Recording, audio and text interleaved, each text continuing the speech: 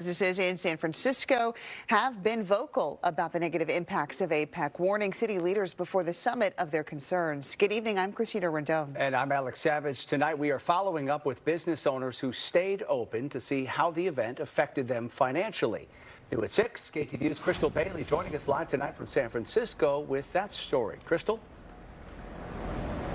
Well, even though hotels were fully booked and 20,000 people were here in the city of San Francisco, those small business owners in and around the security zone here say that those 20,000 people didn't come in and locals were told to avoid the area, costing them hundreds of thousands of dollars in revenue.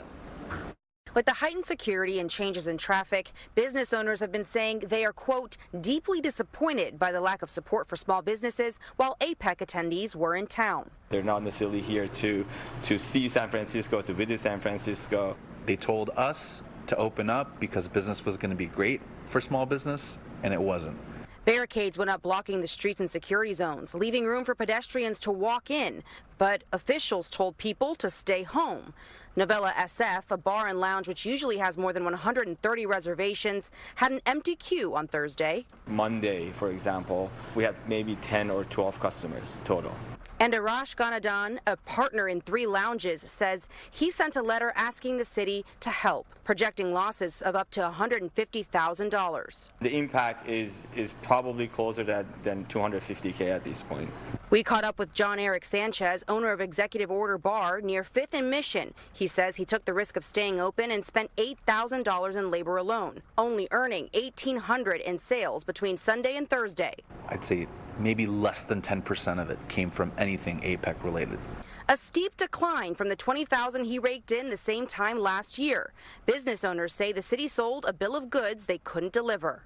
If I knew what I know today about 10 days ago or a week ago, I would have made a decision to shut down the business. Jessica Ray says reservations at her dance studio started off strong, but she saw a decline in appointments as the week went on, affecting sales. Overall, about 30% decrease in revenue. City officials say an event of this magnitude is unprecedented, and it can be difficult to anticipate the impacts. In a statement from a spokesperson at the Office of Economic and Workforce Development, they say in part, major global events like this will bring more visitors and more customers to our small businesses in the long run.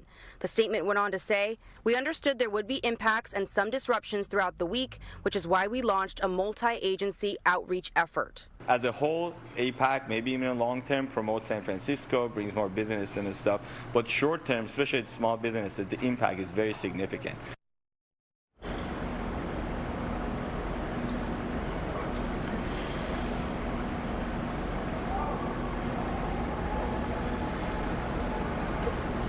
And small business owners say that they will be working with the city and asking for compensation as it relates to those operating costs. And the city officials tell me that they are also going to be working with small businesses to better determine how to serve them in the future for events of this magnitude. I'm live in San Francisco, Crystal Bailey, KTVU, Fox 2 News. Yeah, it sounds like it was a real struggle for a lot of business owners near that secured zone. Crystal, thank you.